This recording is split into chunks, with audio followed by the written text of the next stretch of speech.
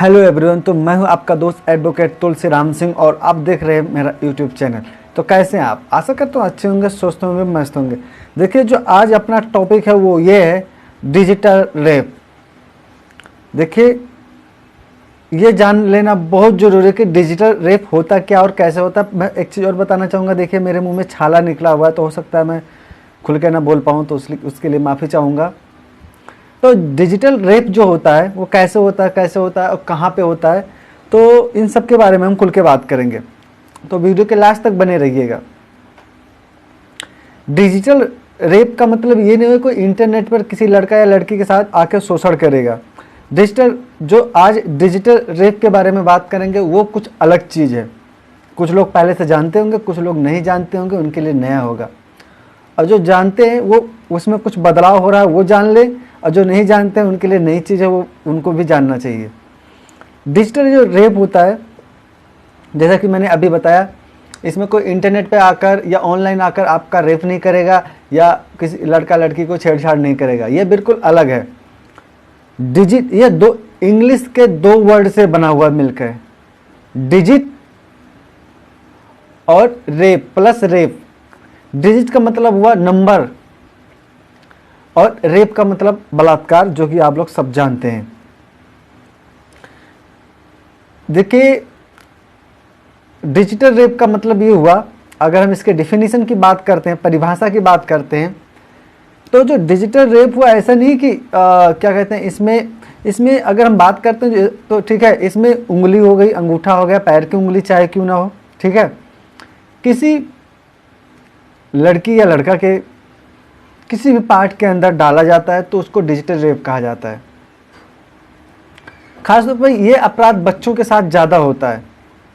देखिए, 2013 में हमारे जो कुछ कानून विशेषज्ञ थे उन्होंने देखा कि इसमें जो हमारे यहाँ जो चाहे रेप की मतलब 354 और 376 आईपीसी, जो धारा 354 376 को विस्तार देने के लिए इसमें 2013 में अमेंडमेंट लाया गया, इसमें बदलाव लाया गया, जिसमें इसकी जो अगुवाई कर रहे थे न्यायमूर्ति वर्मा, जो इसकी अगुवाई कर रहे थे, उन सबको लगा क्योंकि 2012 में जो निर्भया कांड हुआ था, जो घटना घटित हुई थी, उसने पूरे देश को हिला के रख दिया था। और उन घटनाओं को सामने आने के बाद में जो कानून के विशेषज्ञ थे, जो विद्वान थे, उन सबको लगा कि जो 354 है और 376 है, इसमें विस्तार की ज़रूरत है ताकि समाज में हो रहे अपराध को कंट्रोल किया जा सके। इसलिए जो डिजिटल रेप था इसको बढ़ावा दिया गया। और यही नहीं, डिजिटल रेप में जो लोग फंसते हैं, जो इसके अपराधी होते हैं, आरोपी होते हैं, उनके ऊपर डिजिटल रेप के धाराओं के साथ साथ सजा होता है। साथ में अगर इसमें जो विक्टिम होता है, पीड़ित होता है, नाबालिग है, तो पॉक्सो एक्ट को साथ में भी लगाया जाता है। और एक चीज और बताना चाहूंगा, डिजिटल रेप के आरोपी होते हैं, जो दोषी होते हैं, उनको 5 साल से 10 साल की सजा होती है, कम से कम 5 साल से 10 साल की, और साथ में भी आजीवन कारावास की भी सजा होती है। कठोर आजीवन कारावास की सजा का भी प्रावधान है इसमें। क्योंकि इसमें मैं अभी 2 केस के ऐसे नाम बताऊंगा जो बहुत बड़े उदाहरण है, एग्जाम्पल है आजीवन कारावास के। बात नोएडा सितंबर की मामला है, नोएडा की है, जिसमें एक मैरिस राइडर नाम का एक चित्रकार था। वो 81 साल का था। वो 17 वर्ष की लड़की के साथ में डिजिटल रेप का दोषी हुआ। उस लड़की के साथ में डिजिटल रेप किया। जैसे कि मैं बता चुका हूं, डिजिटल रेप में वो कौन सी हरकत आती हैं, वो कौन से कृत आते हैं, कौन से कार्य आते हैं जो डिजिटल रेप की कैटेगरी में आते हैं, मैं आप लोगों को बता चुका हूँ।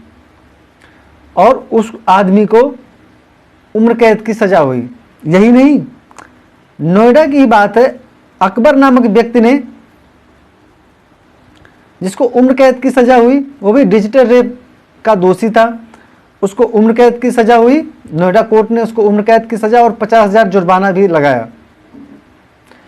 तो जो डिजिटल रेप है, ये खासतौर पर बच्चों के साथ में, बच्चों को हमें जागरूक करना चाहिए। जो डिजिटल रेप है उसमें कौन कौन से कृत्य आते हैं, कौन कौन से कार्य आते हैं जो डिजिटल रेप की कैटेगरी में आते हैं, उनको अच्छे और बुरे का पहचान बताना चाहिए बच्चों को, या जो बड़े लोग हैं उनको भी बताना चाहिए कि अगर कोई बैड टच होता है उसको भी बताना चाहिए।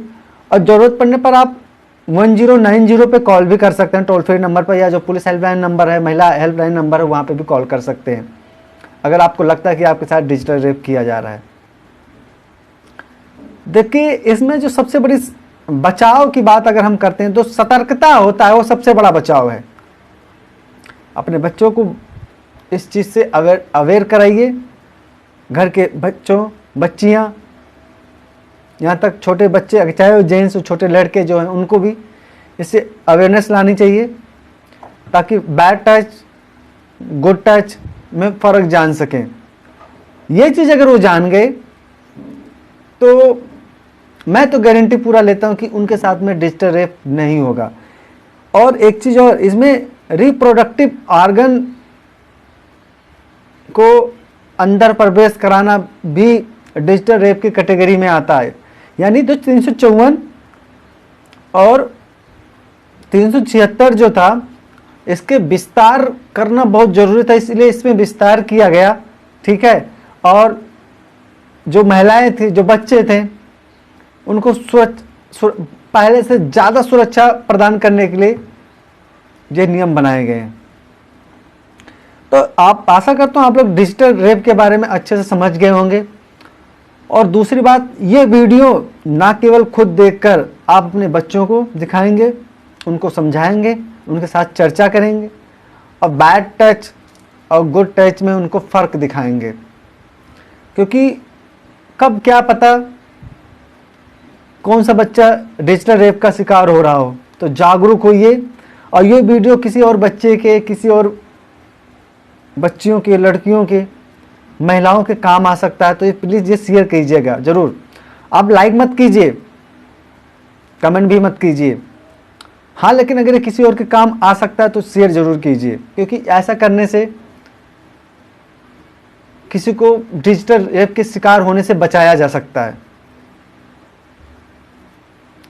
और ऐसे लगातार नॉन स्टॉप अगर आप वीडियो देखना चाहते हैं, या चाहते हैं जुड़े रहना चाहते हैं, आप चाहते हैं जो कानून नए बन रहे हैं या कानून में जो बदलाव हो रहे हैं उसकी नोटिफिकेशन आपको मिले, आप उससे हमेशा अपडेट रहें, तो इस चैनल को सब्सक्राइब कर लीजिए और बेल आइकन को ऑल पे कर दीजिए, ताकि जो भी लेटेस्ट अपडेट हो वो सबसे पहले आप देख सके, आप तक पहुंच सके। तो आज के लिए बस इतना ही था। सतर्क रहिए, होशियार रहिए, और आप अपने आप का और अपने सहयोगियों का और अपनों का अच्छे से ख्याल रखिए। फिर मिलेंगे एक नई वीडियो के साथ। आज थोड़ा मुंह में छाला निकला हुआ है, इसलिए थोड़ा सही से बोल भी नहीं पा रहा हूँ, बहुत धीरे धीरे बोल रहा हूँ, बट जैसे ही ठीक हो जाएगा अपनी वही स्पीड पे आ जाऊँगा। फिर मिलेंगे। जय हिंद।